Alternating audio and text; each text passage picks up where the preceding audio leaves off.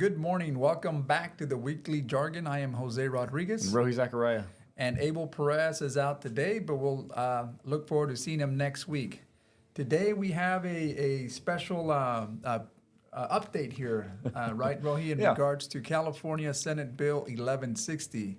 Now, being that Rohi is in the firearm and security business, he's going to give us an update on how this thing is how this thing is progressing and what that means for you, especially if you have a concealed or you have any firearms here in California. Yeah. So what's that look like there, Rohi? Well, everybody's been on a panic here because this bill was introduced not that long ago, and its approach was to basically implement a mandatory registration to where you as a gun owner would be required to report to the state every year all the firearms that are in your home. And to some people, that may not be a big deal. Maybe you only have one or two guns, and the government probably already knows about them, so, no big deal, right? Some of that had to do with, they want to get to know, California is fixated on knowing where every firearm is at every minute. They want to know who has it, who it belongs to, and why that's an issue is most people don't realize the confusion when we say the word registration. In California, we're used to when you go to a gun store, we for the most part understand that there's this digital database that we have, our guns are in. But what they don't understand is that prior to 2015, if you bought any kind of long gun, there is no record, So the state's database knows that you came into my store, you bought something, but they weren't allowed to actually maintain or retain any of that information about what you bought. So no make, no model, no serial number, right? But you did buy it legally. And that's where the registration part comes into play is federally, all firearms are registered. Across the state, across the nation, it's a requirement. Federally, you fill out this form and you register your gun with the feds. Where that also becomes an issue is in many states, like Texas, for instance, if you and I, private individuals, I have this gun I bought, through a gun store, and you want to buy it, we just go in the parking lot and you buy it for me. There's no background, there's no registration. I just have to make a bill of sale and kind of notate myself because, again, if you go use that gun in a crime, you have something. I'm the last person on record, so ATF's going to come knock on my door and say, hey, this gun just got used in a crime, is it yours, basically? And I have to be able to say, well, no, here I sold it to this guy. Hopefully, I have documentation that says that I sold it to this guy, So you can imagine for many, many, many years and how many millions of firearms have been purchased in many states that California doesn't like that idea to begin with of guns kind of been floating around because that was common practice for a long time. So, the flip side to that is this mandatory registration, this SB 1160. Now, I don't know your thoughts, but what are your feelings about having a state mandating stuff like this? What about, when you think about your car or anything else that you own as far as registration? Well, you brought up a pretty interesting point there, right? And maybe in Texas, this is the way you do things, but I'm thinking, well, it's personal property, right? You're talking about a gun, and I can see why the feds would want to see, or at least California would want to see some type of tracking record of where this gun is now, right? So no different than when you register a vehicle. And kind of giving your example, if I had a car here and I sold that car, it would behoove me to make sure that I did the proper paperwork and I submitted that to DMV so that I can clean myself in case something does happen, an accident, for example. They always come back to the last registered owner, right? And that's happened to me before where I had a car, I sold it, but I didn't. We have a pink the slips, right, that we sign and transfer of ownership and what have you, but it was never processed through the DMV. So therefore, that car was still registered to me. It got into an accident. Luckily, nobody got hurt, but the car had to be towed. Well, guess who the towed service, who they billed? They billed me because that was the last registered owner. And the fact that it stayed at their shop or at their site or their yard for quite a while, that cost some money. So I can see how that system. I mean, again, there's two different comparisons. It's apples and oranges here. But I mean, I think the system in itself is trying to say, well, let's track where these guns are going. If you sold me a gun out in the parking lot, I think you, not knowing me all that great, I mean, yeah, maybe I found you on Facebook, but you would want to know that, hey, this no longer belongs to me. Yeah. And I think if it's doing that and registering the gun here in California, making sure not only that the feds know, but maybe the state. I don't know what agency really undertakes this responsibility. Is it the state? Yeah. Because it's the state mandate, It's a right? state problem, yeah. So then I would think to some degree it'd be helpful. I mean, if it's encroaching on our rights, then that's a different story. But I do believe that, in my opinion, that this would be very helpful of tracking where the guns are. Well, and I guess, I mean, obviously when you talk about guns, everybody gets, it's a big topic. And I always try to go to the cars because, like, for me, cars is the easiest to kind of get close to the feeling that people have when we talk about these things. But, I mean, the idea is, imagine, again, I go and I buy some, like, classic car, right, from another state, right? So I go to this guy, he's got a classic car in his backyard. I give him a couple $1,000s and I ship it back over and I drop it off in my backyard. If I'm not planning to drive it, should I be required every year to say, here, California DMV, let me pay you a fee and let me tell you every single car that I have? Because obviously they'll know the cars that I drive because that's already a state mandate, right? But why do they need to know about the cars that I may not be driving? Just it's property. I mean, you can see the slippery slope of, well, I'll have to mandate and report everything I own, my tools that I own. Why aren't they questioning about other things that I own? Yeah. So that's where when it comes to gun owners, some of that paranoia kicks in is because, obviously, again, they were bought legally. Again, you could have a shotgun you bought in 2012 that you did transfer. You legally bought it in my gun store, but now the state wants you to kind of go back in and self-report this shotgun. And if you forget it, like, let's say you're some of these guys that may have like a couple of hundred guns at their house, and all of a sudden you forget one, well, now you're in trouble. Now it's $1,000 fine and up to a year in jail. And that's part of the proposal of the Senate bill. Exactly. 1160. That's part of the SB 1160. Now, the kicker is they did have to shift because you can see there was a lot of pushback from this because it was a little bit of an overreach. So now the current one, and I was going to read it a little bit so you kind of see, it talks about the possession of an unregistered firearm in public.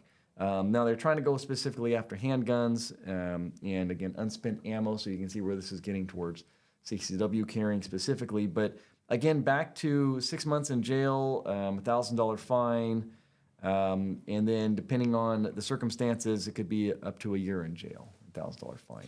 So then it starts becoming very onerous on folks, right, owning a gun, because now it's not only a matter of registering, but also this license or this registration now becomes a fee. Yeah. Right, and it's, well, I have 100 guns, so I don't know if there's a fee for registering every gun, or is it just maybe it is an overreach on the state. Because I know there's gun enthusiasts that probably have certain guns that are used for. Sometimes they're used for sport, they're used for show, and a lot of the times, if you have to register every one, does everyone come with the price tag? Yeah.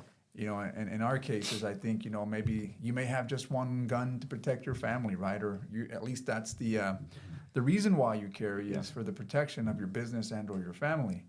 And having to register that, I think that's only one firearm. Yeah. But when you have multiple, and you said you forget one of them, then is there a police that's going to enforce that? I don't know that California has that type of that manpower to do that. I think there's a lot of guns out there, and we talked in the previous show how many guns are out there. There's probably more guns than there is people in the U.S., right? And on average, you could say that a family probably has one or two, maybe three. Yeah. All right.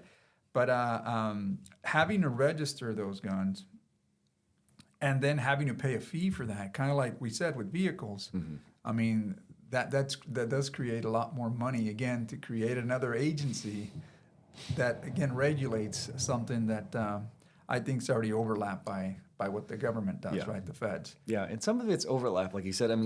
That where, I've tried to when these things come about and everybody starts panicking, I try to let people kind of maybe get an understanding about why this is there and why they may feel the need for it. Again, like we talked about in other states, there's this handing off process that happens on a regular basis of buying and selling guns that can lead to where you may have a gun that, again, is in no system whatsoever. But the biggest thing that they're kind of going after is, also grandpa's guns, that, again, grandpa bought them legally. He's had them in the family for 100 years, but after he passed and he gave them to dad, and now dad has either passed or is ready to transfer them to me, there's no paperwork in the process. And, to the government, they hate that. I mean, it sounds scary to think of, why do you have a gun that we don't know about? Now, you're a legal gun owner, and you can legally have it. And again, like you said earlier, it is a transfer of property, so it's kind of more of a civil matter. But they're really just trying to plug some of those holes. Now, the other side of it, I try to explain to people, the dark side of it is the California's registration system is actually very broken itself.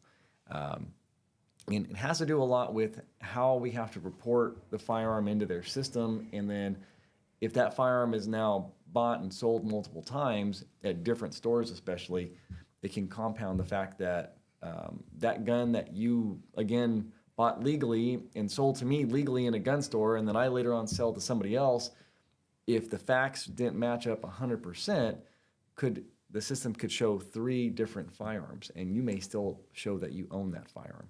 So again, instead of California figuring out a creative way to fix it, they're going to make you pay for it, and you're going to fix it for them because you're going to say, well, I don't own that gun anymore because I didn't report it, and they're going to figure out, oh, okay, this must be the last guy because he says he has it on the list, So we're kind of helping fix some of their problems as well with this, or with the projected bill that they were trying to pass. So, and I think you're starting to get maybe a lot of pressure from groups that are anti-gun, right? And I think they want to see some type of structure or system that tracks weapons. But over the last decade, and what we've seen here, especially with mass shootings and all.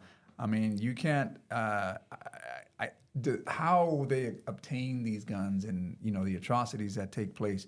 I think that really wakes up people, especially in the legislative system, saying, "Hey, we have a problem." Yeah. And it's easy to blame an organization or blame someone or blame even a country, where these guns are coming from. Who makes these guns? Why are we so pro-gun? Yeah. Right. And there's opinions on both ends of the political aisle, right? And I think here in California, we're one of the more stringent states, right, when it comes to gun laws, and New York being another.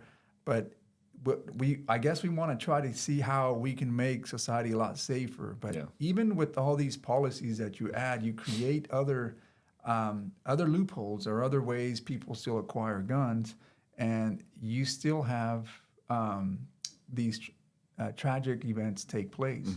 And you're always trying to patch holes. Every instance that you see an incident like that happen, well, let's patch this hole. Well, let's patch this hole. And sometimes you may put a blanket over that one hole that doesn't really apply to everybody.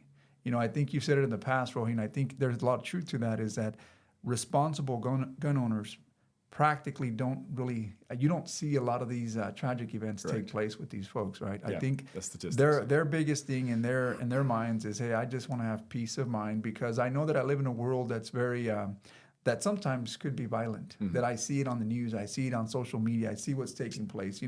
It may not reach home, but nevertheless, it shapes and it conditions the way you think. So therefore, I want to protect my family. I want to be responsible. And whether you like government or not, that's your right. And I think that's why people move to that. And when there's more encroaching of those rights, I think people, they feel like, well, wait a minute, that's an overreach on government. Yeah. And we can't allow that. There's certain bills that passed just recently with this package that may have more overreach on the feds really giving up rights. People, you hear it on the platforms. But in this case, I'm not saying that it's not right. I like the registration part of how, hey, if I do sell this to you, Rohi, somehow you and I have to figure that out. That hey, Yeah. we need to register this thing. Yeah. Somebody needs to register this thing to show that I'm no longer the legal owner. Yeah. Because if something does happen, you want to make sure you're covered. Yeah, And and that's Biden. I mean, that's what for California again. We don't understand it too much, but that's what Biden's push for this universal background checks is for, is to essentially block that transaction. To say, if I as the individual am selling guns, because what again, and go to these other states is we can go in and I can buy 20 guns legally and then I flip them on the street, but I'm doing it for a profit. Yeah. That's they've had to make sure they angle that for the profit part to kind of say like, well, now you're being a dealer and he needs to either have a license or go through a dealer because they're trying to protect you with that. But my point, with a lot of that is the approach they're trying to go for. Like when you're saying to make us safer, to stop a tragedy from happening, to kind of do this preventative maintenance, the facts aren't going to do anything. Like, if we know you have 10 guns at your house, what does that matter? And the other part of it is, so recently, Madera, we had a situation, they arrested a guy for a drug stop, turned up, he has this gun, and the gun actually came through my store, but there's a process, right? So Madera PD picks up this firearm, they do what they call a trace. So they call ATF and they say, hey, here's make, model, serial number. We want to know who the owner is. Well, guess what? A couple days later, I get the phone call. This is ATF. Here's the information. And, they want to know who we sold it to. And we send them the form. So there's already a process. Now, it's not very fast because you can imagine, this probably took, I think, 2 or 3 days before I got that phone call, right? Because they got to go through who the manufacturer is, then the manufacturer has to say who they sold it to, and then they got to figure out at what point when it comes to me, right? So it's not very fast, but the incident has already happened. So even if there was this national database that told them Madera PD in 5 seconds who the gun owner was, what did that change? Nothing, So and that's always been the argument, is because people on the national level are upset that it's kind of an archaic process that ATF has to use to end up where the actual gun owner is, who actually bought this gun, right? They would want this national database like California has, where they say in 2 seconds, oh, it's this guy's gun. We can go right to his house. But again, knowing in 5 seconds that the gun didn't belong to him doesn't really change a whole lot. If they're really trying to get the original owner because maybe they feel there was something criminal with how he got it or whatever, maybe you get a little bit of a head start. But if he shot somebody or shot many people, it doesn't change that fact simply because of a database. And that's kind of the pushback on that registration, is there already is a process. It doesn't need another process to it, I guess. Well, I think that if you're viewing this first time and you have comments on this, or you'd like to give us your opinion, feel free to chime in. Yeah. Remember to subscribe. Remember to click that button there, and you'll start seeing more of this content coming up. Reach out to us. Rohi certainly has. This is something that he does intimately because he owns a gun shop and a security business. So he's involved in this almost every day. So these laws certainly affect businesses like Rohi and people that may carry that are very responsible. Yeah. Whether it's concealed or not concealed. Obviously you have a right, and that's the right that's been given. So if you have any questions or comments, feel free to reach out to us and let us know what your opinions are, your comments, and we'd love to hear from you. Yeah. Again, don't forget to subscribe, like, share. We'd like to get your feedback. Rohi, so with this SB 1160 now being that it passed, are we seeing some communities in the gun world that are starting to kind of put up some type of front, or at least counter to that SB? Well, I haven't seen anything yet. And again, a lot of what these organizations have to look at is, again, the only thing they can really argue is unconstitutionality, right? And I think the challenge they're going to have in courts is the fact that we already have a registration process, so you can't argue that the registration process is unconstitutional that they're implementing. The only thing that the state of California would have to be careful with, and I've told people I believe that they will be smarter than that, is that they can't make this registration fee enormous, because that was the biggest fears. Everybody said, oh my gosh, I have, 50 guns, and if they're going to charge me like $20 a gun and it's going to cost me all this money every year, then basically like, screw it, I'm not doing it. But I think California's smarter than that. It's not about the money in this one. They just want you to tell them what you got, you know what I mean? So, or have a method of later on when they catch people with these guns that they shouldn't have, to have more criminal action for them, So there's kind of a twofold, not to say we want to line our pockets with all this registration money. I don't think it's a DMV approach of let's just get all this money that we can. It's no. Let's really just force them into this registration, because if it wasn't, then there wouldn't be this scary $1,000 fine up to a year in jail kind of mentality. It would just been, well, it's a $1,000 fine. Yeah, and it motivates you if in fact you are one of those responsible owners, and maybe the registration being that it's not that costly, then it's just another step again. Correct. That people feel sometimes, well, this is going beyond the process that I already go through when I go buy a gun. I have to sign myself up through the DOJ. I have to go through. I'm not sure if ATF's involved or what have you, but. There's a lot in that process, especially not only the class that you have to take, especially if you want to carry conceal. When I had to do it and renew it, it's always something new that comes up with these classes. So if you're someone in the process of considering a concealed weapon here in California, and you need some assistance and/or guidance, reach out to us here. Rohi certainly is an expert in that. And he can guide you as far as how classes go and what's required, especially with the new laws that took place and are shaping our California gun industry here. Yeah. With that, that pretty much wraps up our California update on the SB 1160. But Rohi, anything else happening that's local? I know we have these cannabis shops coming around the corner. Oh yeah, so I know they're finally starting to come up. I think we have a soft opening for one of them here downtown in Madera. Long awaiting process, but hopefully we get to see our first one here in the month of May. And soon after, I think there may be another one as well.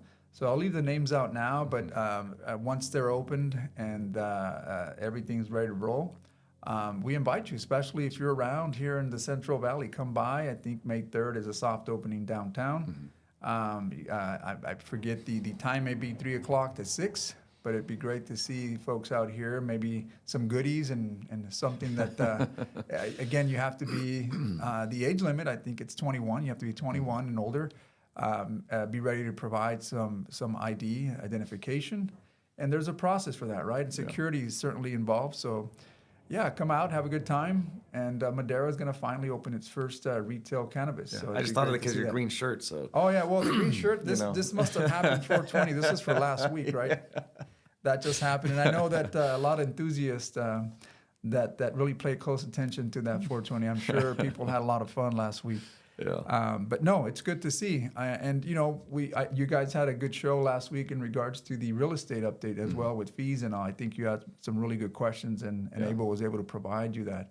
But again, I think in the latest round here of the feds, they've kind of announced that the rates have kind of maintained status quo. Nothing's really happened. So a lot of the creditors and/or financial institutions have kind of priced out to that. And you noticed that we saw a little hike in interest rates, especially in the mortgage industry. So what does that do for us? Well, kind of, not to say people aren't buying, because there's still a big demand, a shortage of inventory. Again, that creates a demand. But now it makes it that much tougher, especially in areas where median incomes don't catch up to that purchase price. And I think that's what we're kind of facing. We're seeing a slow, I mean, again, this is my opinion. I can't argue that with anyone else. In other markets, it may be hot. You may be doing well in real estate, so you can certainly share your comments and let us know what you're doing to see if it can help some of the folks here. But I know that inventory, especially the 93637 and 93638, has shown a small decrease this time last year. I think maybe 4 or 5 units that are less this year. Once we see that uptick, then that's when you start seeing things kind of just improving in the market. Okay. But for now, that's kind of what I see. Home prices staying steady though? Yeah, I mean, you may see some you may see some concessions, but very, very little. And it depends on the home, how long it's been on the market, Obviously, if there's What's the average time right now? that's a good question, but I know that right now, just in the last experiences, I've had borrowers trying to make offers, and they've been outbidded, and it's been going pretty quick. So I think once you get a house with a short inventory, small inventory, and high demand, then it's not going to last that long. Okay. The house has to be really unique in remote areas that probably no one wants to, especially in the suburbs here or even in the urbanized cities. I think homes can go pretty quickly, but if you're out, maybe you got some acreage that may not be in the list of someone's necessities. Hey, I just want to stay closer to my work. I have my kids close to my school. Then those are going to be in higher demand than those unique properties out there with 520 acres that, and it's maybe a lot more pricier. So there may be more concessions on those type of homes than you would see here in the urban areas. But so far, we'll see. I mean, we're hoping the feds are still anticipating, or at least, if not the feds, I know economists and people are predicting that there'll still be 2 other rate cuts throughout the year. So I think everybody's waiting for that, hoping that happens soon so that prices can become more affordable, and especially when it comes to mortgage payments. Yeah. Nice. But other than that, that's pretty much all we have. Thank you again for joining us here on the Weekly Jargon. We look forward to reuniting the 3 of us, the 3 amigos here at the Weekly Jargon. Hopefully we get all of us here next week. I know we've had some issues with the time slots, right? We've been trying to all accommodate ourselves, and Wednesdays have always been our days here at the Weekly Jargon. But I know that we have parent duties. All of us have kids, whether they're at the doctor, dental appointment, what have you. We have to make sure that we make adjustments for that. But again, we look forward to seeing you next week. Again, have a great day. Anything you want to add, Ryan? No, thank you. Again, contact if you got any questions about what we talked about today. There you go. Yeah. Enjoy your day, and look forward to seeing you next week.